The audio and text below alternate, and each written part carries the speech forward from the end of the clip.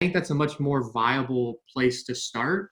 Now, if you start going and you really have a scalable product, something that, you can add another 1,000 customers to, and it's not going to slow down your processes, maybe that's when you start to look at advertising. You work with an agency because there's a potential investment opportunity there.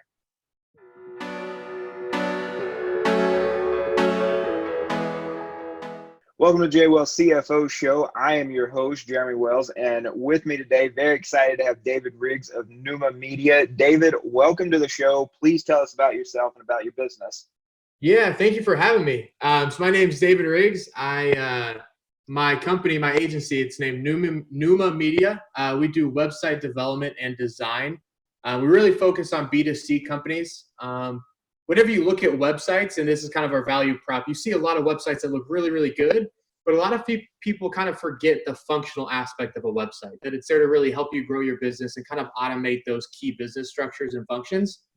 So one of our main goals really that I think sets us apart is that while we make websites that look really good, that kind of make people, wow them whenever they come and visit your website online, we actually create websites that take some of that time and energy off your hands. So things from like email subscriptions are basic, but also kind of like your automated workflows, making sure that people get the right information in the right time. It's a lot of those things that you and I, running a business, don't like to do. So we try and give a lot of that work to a website. The analogy I always make is that you'd hold your salespeople accountable for making sales. You should be holding your website accountable as well to make sure that it's doing its slice of the work as well. Interesting. Very cool. So, yeah, I mean, obviously the big issue right now is the COVID outbreak, and so a lot of people are at home. A lot of people are spending even more time than before online, if that was even possible. So, we're seeing a lot of companies that are, they're pushing emails out. They're setting up special landing pages on their websites about how they're dealing with COVID, especially with the banks, with small business loans and all of this. So, what do you do with a website during, these kinds of crisis times? Should I be changing up the look of my website? Should I be changing things? Like how can I, as a small business owner, use my website to, especially for those that are struggling, for those that they just can't really do business now, either they're like a brick and mortar or a restaurant or something, how can they use their website as a tool to help their business get through this crisis? Yeah, that's a great question. So I'll kind of break it down into two parts. I'll do like what you should do internally and also externally. Okay. Internally, I think that's you made a great point. There's a lot of people that are going to be struggling to do business, especially like your restaurants and coffee shops. A lot of those they're shut down. They can't do business. They can't even do carry out. So, I mean, you cut through the noise, but this is also a great time for those companies that try and find the upside in that and know that, hey, there's not much else on our plate. How can we actually, set our business up for the better so that when we get out of this, we're better prepared for what's to come, but we also potentially maybe open up a new revenue stream or a new revenue line. Something that I'm talking to a lot of our clients right now is that, how can you productize some of the knowledge that you have? We work with real estate investors, entrepreneurs, but also a lot of chiropractors and people in the health and wellness space. And a lot of them use Instagram frequently to make, your little 1 minute 30 videos. How can we maybe productize some of that knowledge, turn it into like a mini course or mini ebook, maybe try giving it away for the first few weeks. But internally, I think you can kind of look back at your business model. You can look at it two ways. One, how can we just update the website to really help the brand and business in 3, 6, maybe a year away from now? But also, what are some other things that we can actually put on the website to help us grow a new revenue stream or maybe grow a brand or an audience in a different segment? And I think that kind of switches us over to externally as well. Now, I've been on a lot of websites that I normally wouldn't have been on. I'm either reading articles. I've been on Medium a lot, if you're familiar with it. I've been on LinkedIn probably a little bit more than normal. There's a lot more attention online. And I think this is a great time also to, review your website. I don't think this is something that's going to go away in the next 1 month or 2 months. I think we're going to deal with this kind of new way of life for a while. So this is something really important to go back to your website and try and figure out, okay, like, should I update this copy? Should I figure out maybe this should be said a little differently? Right now, we're actually looking at adding on a page to the website of just resources that you can find during the coronavirus. So linking you to other, key creators on LinkedIn that's giving really good marketing advice. Maybe some podcasts around marketing as well that you can actually work to apply in your day-to-day business. But I think there's also a really good opportunity to know that there's a lot of attention and a lot of eyes online right now. how can you best kind of garner and keep that attention without, scaring too many people away or really forcing for a sale in the midst of the coronavirus? Gotcha. Yeah, I mean, I definitely think, as a small business accountant, I'm sitting here thinking, for my clients that they're shut down, or they don't really have that ability to run their business the way they're used to. And so getting them to think in terms of, you might not be able to have your shop open or whatever, but that doesn't mean you have to be completely shut down. It doesn't mean you can't be out there putting your brand out there, putting some sort of content out there, and I think that's really the best thing that a business owner that can't normally operate can do right now, is at least keep yourself in front of your audience, right, through content, because most of your audience is going to be online right now. And so you might as well be staying in touch with them through video and that kind of thing. So and that brings me to the next question. So we have for 25 years there, we had the web, the internet, this new thing, and so everybody rushed to build a website. And then about 10 years ago, social media became the big thing, right? And so, get onto 10, 15 years ago, get onto Facebook, get onto Twitter, get onto LinkedIn, all these different sites now, right? What is the relationship between social media and a website? And how, I struggle with this myself, as, I find myself spending a lot of time on social media and feel like I'm neglecting my website, or I go work on my website for a while and feel like I'm neglecting my content. How do I, what are some strategies? How do I make sure these two things are supporting each other, and find ways to integrate these two things, and not just sort of neglect the website in favor of social media? That's a really good question. I guess between you and I and everybody who will be watching this, I'll have one of these conversations later today with someone that we've been working on. And their main question is exactly what you hit at, like, how do I connect social media and a website? I know both are important. I know both need to be utilized to grow the business, but I'm not seeing how they actually link together. And to save you from too much of a rant, I think social media in a lot of ways really ruined the way we do marketing, because it gave people a lot of data points to start tracking. And there's a lot of studies that literally showed people like data and people like tracking data, but the understanding of what data that needs to be tracked and what points actually are worthwhile to be tracked, people struggle with. So automatically we saw followers, likes, kind of these vanity metrics as we've come to understand now. But people really started to, focus in on like, okay, we need to grow that Instagram page. But they were going at it with a different mindset to grow it more for an audience and kind of the visibility that was, promised with 1,000 followers, 2,000 followers, rather than the mindset of actually, growing the business and using this as a resource. This is something that I teach a lot of my clients. This may not be something that other people always agree with me, and that's fine. But we use social media, or more, if we're developing a strategy, as like the top of the funnel. So social media should be able to build awareness, but it shouldn't necessarily convert people as new business. Whenever like Instagram came out or LinkedIn came out, everybody was like, your page needs to look like a website, and it should serve as your website. It should, close clients and bring in new leads, and that's awesome. But, Instagram's not set up to do that. Instagram's not set up to book meetings. Instagram's not set up to, send an invoice over and have someone send it right back. And until it does, I think the key and kind of the strategy that we always use is like, here's your LinkedIn, here's your Instagram, here's your Twitter. We need to drive traffic. So it's something as simple as, all right, the link in the bio needs to be to your website. There needs to be a call to action above it, so that, if I'm tweeting and someone sees my stuff, they can click to my profile, click through to my website, and then it opens them up to something new. So that's the way we've always viewed it. I've always seen social media, for lack of a better term, the top of the funnel. Right. So it's getting people interested in your brand. It's consistently warming them up, but your website should be doing the dirty work. Your website should be capturing those emails. Once somebody lands there and checks out the pricing page for a time, you should have something in place to either message them, shoot them an advertisement back. I think that's where the magic really happens, is on a website, but social media is where you get to start a lot of that process. But I will say, at the end of all that, it's really hard to have a really good website or really good social media without the other one. You really lose the value. If I just have a website and, I'm not building awareness online, no one's coming to that website. And if I have really good social media, but there's not something there to really capture the audience, kind of like you're setting a trap for someone, that website really is a trap for your audience. You want people to, get caught by an email so you can at least continue to talk to them. If they don't want your product or service, that's okay, but at least you had the chance and the opportunity to do that. Interesting. Yeah. Good deal. So, when I go to a website or when I'm thinking about building a website for my business, what, you know, there are products out there that'll help me build a landing page. There are products out there that help me build a blog. There are products out there that'll, help me set up an email subscription list and all these different kinds of things.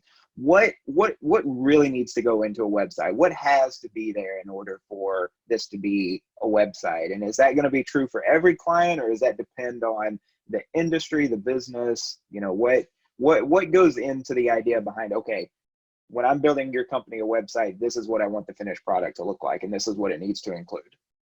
Yeah, that's a great question. So it depends on clients, like you kind of hinted at. But if we'll take like a basic client, one of the ones that we're working with right now is a real estate investor, entrepreneur, agent. He does a lot of different things. But the first thing we do is to really determine what your target audience is. So, I could be building a website for a real estate entrepreneur, A and B. They could be the same exact person, but one targets a completely demographic than the other. Those websites are going to look really, really different. I think a lot of people focus too much on the actual website and what it looks like and forgets that, you and I will likely be on the website, but a lot more people in terms of your target audience will be the ones that are actually using it. So it comes down to stuff as simple as, if you have a bit older of an audience, it needs to be really accessible on a desktop, really easy to read. Whereas if it's a younger audience, we need to put a lot of time and effort into the mobile. So I think that's a big point, is to really sit down and determine your audience, and remember that, if I step back and I absolutely love the website, then I better hope that the client's targeting, my age or my demographic, because those are the type of people that are going to respond to it. So I think that's step number one, which is a little different. But once we get into it, I always say there's a few things that you definitely need. You need, first off, you need forms. So I think this is really simple. It's things that people look over, but something as simple as a contact form, and maybe for instance, I'm selling web design services, kind of have a landing page built into the website. So, people can go through, see testimonials, see past work, and maybe there's a more detailed form down at the bottom that asks for more detailed information that, maybe I can get a quote back to them, or I can actually start somewhat of a different conversation than just hey, I filled out the contact form. You don't really know why I'm contacting you, but I want to talk to you. So it gives another example. So I always say you want to use forms to start those conversations as organically as possible. Another big key aspect that I always focus on is a blog. Slowly but surely, this has changed from, blogs to maybe vlogging to micro content to PDFs. But I think every website should have a designated quote unquote content library. Right now, ours is kind of in the works of being built out. We're transferring old stuff from an older website to a newer website in between projects. But right now we have a blog page. Sooner rather than later, there's going to be somewhat of a video interview page, to where I'll be kind of doing vice versa what you're doing. I'm going to hop on the call, or do a Zoom call or Google Hangouts call with other people in my field. And it's going to be a quick 15, 20-minute interview of hey, what do you see that's going on right now? And what's one or two things that you would share with my audience that you think would really help them? But we'll host that on the website as well as kind of this free educational content. But I think at the heart of it, that is really, a great way to use your website, is to host a lot of that key information, because people will be visiting your website. And if you can help them actually do something better, a lot of trust will be developed. And I know this is something that a lot of people, really look over, but people are interested in what your company does, but people also buy from people. If you go to a Nike outlet and you go in the back and you're searching through the outlet or the clearance rack and you go and buy shoes, someone likely helped you. You're not going to walk straight back there, make a beeline, grab a pair of shoes and walk out without talking to at least one of their store employees. And it's always something I think of, because I used to buy a ton of shoes, and I'd always remember I would spend more money if I actually talked to an employee. They were nice to me. They helped with me. They understood my problem. But yeah, people buy from people. They want to see the faces behind the company. So we're Newman Media. We're X, Y, and Z agency. But right now we're working on, we need to get our bios up on the website. We need a link to either, if you use Instagram a lot or you use Twitter a lot, let's link to that, and also really share the why and our mission for being a part of the agency, but also helping our clients as well. I think those at the heart of it are three really key points. We could get into more technicalities about what's your pricing page look like and product page look like. But if you're kind of your startup company or you don't have a website, you want to throw something up there, those are 3 or 4 big points that you need to focus on. Gotcha. Now, this is a question I run into in my field, of accounting, where, like you said, a startup, right? They're just getting started. They have no budget. They have no revenue Yep. coming in. And so everything is DIY, right? Everything is put it together. And so, I'll jump onto one of these, services, one of these sites where I can just, it's what you see is what you get. I can move blocks around. I can build my own website, this kind of thing, right? And, in my field, it's a similar kind of thing. I'll just set up my own bookkeeping, or I'll put together a spreadsheet, and I'll just file my own tax return through one of the big, tax websites or something. But then at some point, you kind of hit this point where it's like, I don't know if I can handle this on myself. So what for a startup, is that point where they need to seriously start investing in their website, where, DIY is just not an option anymore? Yeah, I wish I could put a number on it, but I think it changes. Like if we could put an arbitrary, website visitors or, your revenue and different things like that. But I really think it comes down to the point in the business when you start to forget about your website or forget about your marketing, that you start to get, really caught up in, all right, we need to grow this business. Let's put a lot of money and time into sales. Let's put a lot of money and time into product management, or at least rolling out new products, that you start to forget about the marketing because you become so hyper-focused on different areas of the business. And I could say the same vice versa. Maybe like as a marketing agency, we're going to be really focused on our marketing, but I'm honestly, truly at this point to where we may need some more help with sales, because I'm starting to get really focused on the product and the marketing and the client side, that I'm forgetting that to have those clients, we also have to actively bring in new leads and bring in new clients. So I think it gets to the point whenever people start forgetting about your website, or even you start forgetting about your website, to update it and update the copy. One of the easiest ways that we really reach out to clients is we go to those startups that I kind of have a sense that, they're growing quickly, but they're forgetting, they're kind of leaving this website behind. And I can tell because, this copy is from 4 years ago and they haven't updated, their CMO who's left the company now, or their VP of marketing or VP of sales. So we'll even go to them and be like, look, it looks like you're starting to forget about your website. We noticed these 3 or 4 things that I don't think actually align. We have another kind of longer list of things that you'd update, but we'd love to get on a phone call, maybe chat, just honestly how to help you improve your website. If you guys are interested, that's awesome. But, here's a little piece of value to move forward. So I think it's whenever, to me, marketing is the first thing that a lot of companies will throw to the wayside, because it's somewhat difficult to understand in the world that we live in today with Instagram and Twitter and Facebook and LinkedIn, but also, where does email play in that? And also what's a podcast and why is it important? And what's a website? So people see all that and they're just like, you know what, we can grow the business without it. That's the first thing that they leave behind. I think that's the point whenever you need to start working with either an outside agency or bring in someone internal. Well, and you brought up a good point a few minutes ago, is know your audience, right? And build that website for the audience. And I think, as a company goes through those different growth stages, maybe their audience does change, or maybe the audience is the same, but that audience has grown. And so their perspectives and, what they're looking for has changed.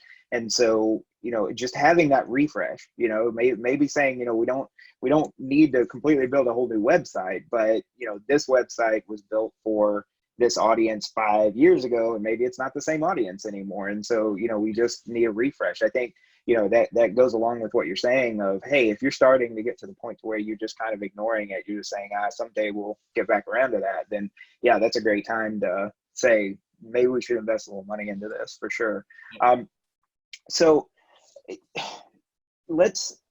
on that note, right, how should a company think about, investing into a website? What, obviously not, what a specific client is going to pay, obviously, but, what just give us an idea of, in some sort of way that a small business owner could sit there and start budgeting for what a website ought to cost, for a good quality, professionally built website. What how do they start that idea of, and maybe this is part of the conversation you have with them, but what does a budget for a website look like? And what can they expect, in return, or what should they expect in return for that investment?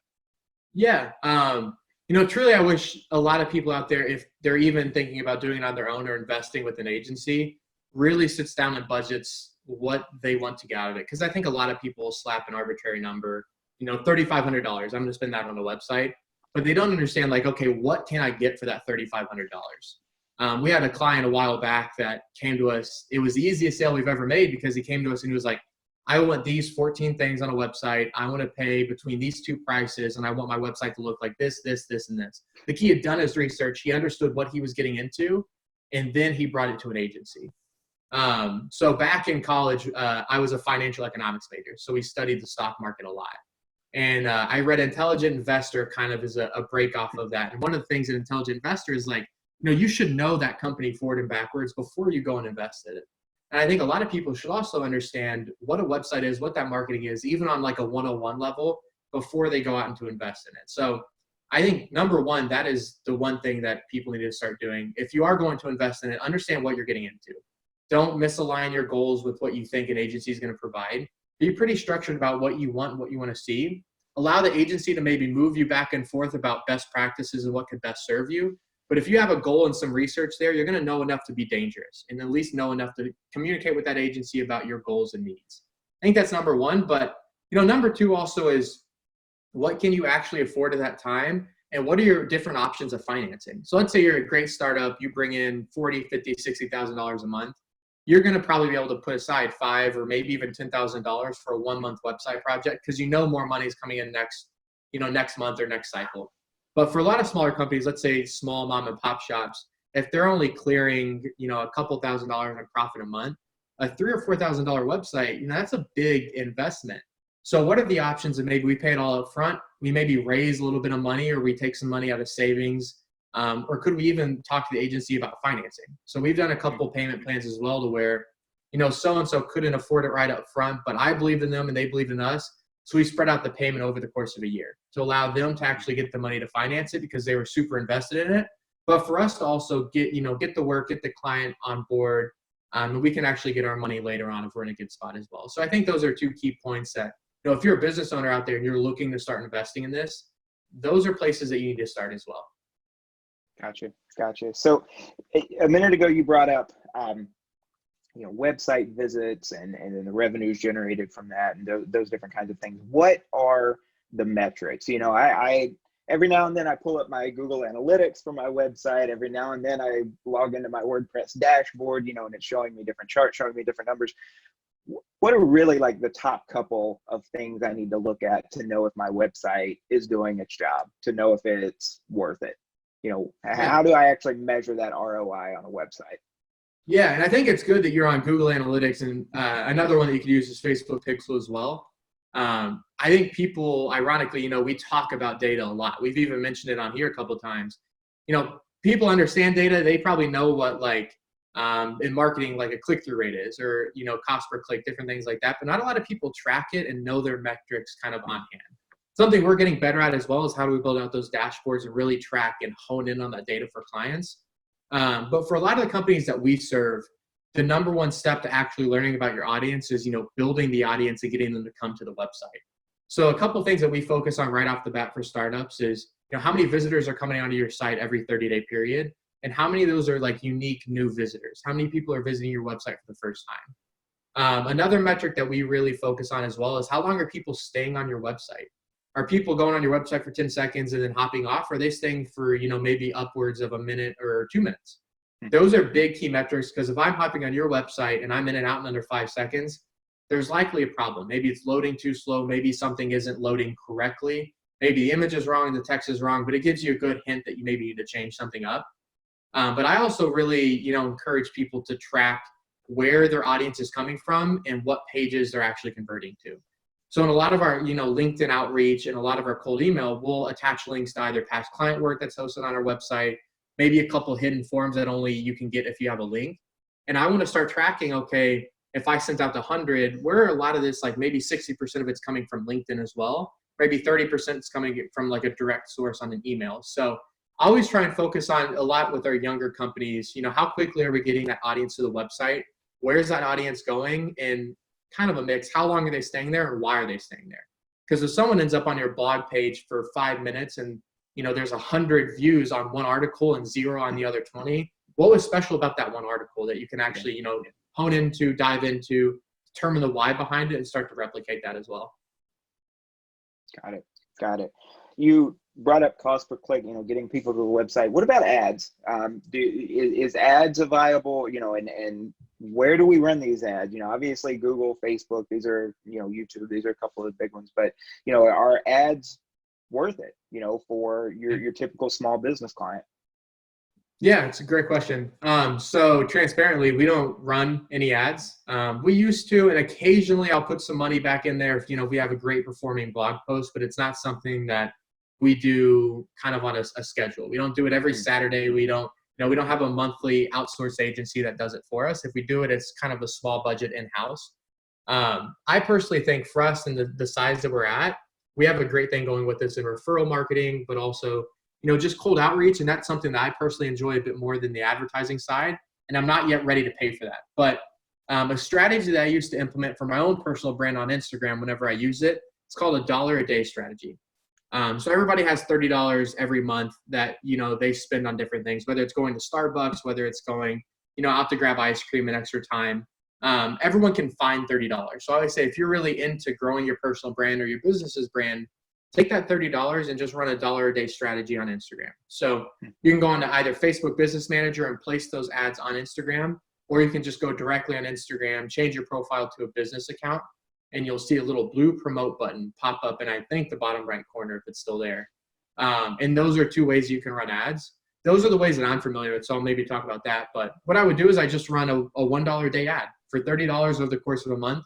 I would be very specific with my target audience. So kind of for my personal brand, I wanted to really speak to, your younger entrepreneurs, talk about maybe how to simplify the process of getting to or into entrepreneurship and how quickly you can get a product up and really start to focus on the client. So, I'll put a lot of those audience demographics in there that I want a younger person interested in entrepreneurship. Maybe I'll put interested also in like Gary Vee or Grant Cardone, people that they're likely interested in or, engaging with their content. And I'll just let that ad run. I always thought that was a really good way, get your feet wet just enough to experience the advertising and understand the world of it, but not, waste $1,000, $2,000, $3,000 pouring money into something you don't understand. So I think that's a really great first start, is just to continue to understand it. But, I think my biggest problem with ads is a lot of people see them. You see an Instagram ad, like I ran this one ad and made $27,000 on $4 in ad spend. It's an exaggeration, but you see those a lot and people are like, oh, I'm missing out on something. From my experience, one, advertising is a lot harder than that. And two, not everyone needs advertising. Obviously, there's a very big difference between your organic media and the organic impressions that you get and paid media. Because one of them, the person on the other side of the screen is, accepting the fact that your media is there and engaging with it freely. But paid media is a much different brand play because, quote unquote, you're kind of forcing your media onto them. You're making them pay attention to it. And that can either do really well for your brand if you're targeting it correctly, but if you need to be targeting 25 and 30-year-olds and you're sending your ad to 45 and 50-year-olds, which seems like a simple thing, but some people make that mistake, it could be detrimental for your brand because people are like, I continually get this ad served to me. And, one of the funny ones is like, I keep getting this like stroller ad served to me and I'm not married and don't have kids. Yeah. So, a lot of these brands will throw money into there blindly and not understand what they're doing. But, I think if you're smaller, focus on, that client retention and the referral marketing, in my opinion. I think that's a much more viable place to start. Now, if you start going and you really have a scalable product, something that, you can add another 1,000 customers to, and it's not going to slow down your processes, maybe that's when you start to look at advertising. You work with an agency because there's a potential investment opportunity there. Got it. Yeah, it's interesting. Yeah, because I think, well, one, we see so many ads, especially on social media anymore. It seems like every fourth or fifth post on Instagram or Facebook is an ad anymore. But with that kind of amount, yeah, a lot of them, they just don't make sense. It's not something that I'm interested in. And but then the flip side of that is, if I do go to a website where I can shop for something like Amazon or Target or something, and then I do actually buy something, well, for days I'll see an ad for the thing I just bought, and I'm not looking for that anymore. I bought it, I paid for it, I don't need it anymore. So all of this it comes back to we've kind of touched on some of these related issues throughout this, talking about finding out what your audience is and how to target that audience, and understanding the demographics of the people coming to your website. So just to kind of round out the conversation, how does privacy and security play into all of this? Because we live in the age of hacking and privacy concerns and secure data and all of this. So building a website for your business, and then all of the related aspects of that, the social media accounts, all of this. How do we make sure that, as a small business owner, what do we need to be doing to try to prevent all of this stuff from being hacked or used against us or whatever? And what are some of the precautions we can take? Yeah, I've never been asked that, so I appreciate the question. I may not have like the most, enlightening answer ever, but I think there's a difference between gathering data that you need and gathering data that you can sell. So for me, a lot of the subscription things on our website, it literally is just your first name, last name, and email, because that's what I need to actually communicate with you. I don't need, your hometown, your phone number. And to be truthful, I don't think a lot of brands do. Maybe some of the larger ones, if they want to connect with you via text, or a sales rep can shoot you a text if you missed a phone call. I understand some of those areas, and I think it really does depend on the company. But truly, there's a lot of companies out there that will gather, a few extra data points, because at the end of the day, they can sell those data points away. So I'm always, really articulate. It's not that we're bringing in, thousands of leads a month that I can sell, but I have a couple data lists on there that has name, phone, and email that, people would still buy because they can run advertisements too. So I think the first thing is, don't ask for too much. Don't be too greedy. Someone's already giving you their name, their email, maybe their phone number, a little bit about themselves. You don't need 4 or 5 or 6 extra data points if you're not going to use them. So I always set it up, if like there's an ebook on our website, one of the ones is literally your first name and your email. You could probably lie on the first name and give me a fake email that you don't use and it could get sent to you. And as long as you get the resource, that's fine. But it's someone who's serious about it, they don't have to give too much. They don't feel too unsecure in that if we do need their last name or something else, we'll get it later if we're talking to them and really communicating with them. But on the flip side, I think if you are a business and you have, a very complex data sheet that you can probably sell, I think the number one problem is, actually not selling that or using it in a manner or way that's actually, morally or ethically okay. Because I've seen a lot of people take a data sheet that they have, for instance, Shopify stores. People, convert thousands of customers a month, let's say, and they have a pretty awesome list of people that are going to buy. They'll just sell that data sheet away to someone else who's going to then run an advertisement for their store as well. So I think there's a lot of things that go on behind the scene that people aren't always as aware of. But, for my rule of thumb, keeping it in-house, I always say, search for the data that you need, not the data that you're going to sell. And then at the end of the day, don't ask for too much. People are already giving you some type of information about themselves, and asking for a bit more is either going to turn them off or it's stuff that's just going to sit on an Excel file that, you're never going to use anyway. It really seems like a less is more kind of situation. Like you said, if you get that bare minimum, just a name and an email address, that's really in 2020, that's really all we need to stay in touch with you. And I've seen some even it's like, where do you live? What company do you represent? What's your title? What's your role? I'm like, it's awesome. You're getting a lot of information, but there's a really good chance that that's going to be sent off to another company. I definitely have a hard time nowadays if I'm signing up for a tool and it's asking me the company I represent, my title at the company, where the company's based. I start to wonder, is this going to be like, are you guys going to send me postcards or something? Or are you going to be selling this to the company? Right. Exactly. Well, so, for the listeners and watchers out there who are just thinking, this is something I'm interested in, this is something I'd love to do, what's some advice, what's a recommendation you'd give to somebody just getting started that thinks, I want to build websites, I want to help companies, promote their brands? What would you recommend they do in order to get started on that path? Yep. So this is advice I give to a lot of college kids as well. Everyone has a friend who, wants your product or service. You're going to have to ask around, but the first website that we built was for one of my friends in college who actually beat leukemia, I think at this point 3 times now. He's an incredible kid with an incredible story. But he's younger, he's my age. And I was like, look, I think this would be awesome to put on a website. Can I build you a website? Because I think a week before that, I had the grand idea that I wanted to build websites. So I reached out to him, we built the website. I put it up, I shared it with a few people, and it actually got me connected with someone else who got me connected with someone else. And then we kind of ran down this path of, just like I talked about, having clients refer us to new clients as well. So I think if you're interested in doing maybe social media management is another one, paid advertising, go link up with someone that maybe a friend or family member, or a small business that your friend's parents owns, or maybe your family owns as well. Cut them a deal. I want the experience and you want the potential of this. So if you're running paid ads, a really good way to do that is like, hey, I want to run advertisements for you. You don't have to pay me a single thing. You just have to cover the ad spend, and I'm going to figure out how to do this. For a website as well, that first website we did, it took me forever. and I did it entirely for free because I wanted to learn what we were actually doing. And now we have 2 web developers on the team. We're slowly growing, but getting your hands dirty early on, doing some of that free work to understand how hard it is, it's one really key to growing the business. But if you want to get experience, you're not going to be able to sell a client for, $6,000 a month or $5,000 a month at the beginning. People buy experience. People buy what you can do for them. Some people may get away from it, but it's definitely not the way I'd recommend. If you're wanting to slowly start to build out your assets, whether in skills that you can, design on Wix and Squarespace and WordPress, or, past projects or testimonials that, hey, here are 3 websites that I built. I did all these for free. So-and-so doesn't have to know that, but those are things you can put into an email and say like, hey, check this out. These are 3 websites that we did. I'd love to talk to you more about updating yours as well. Yeah, very cool. Yeah, good deal. Good deal. Awesome.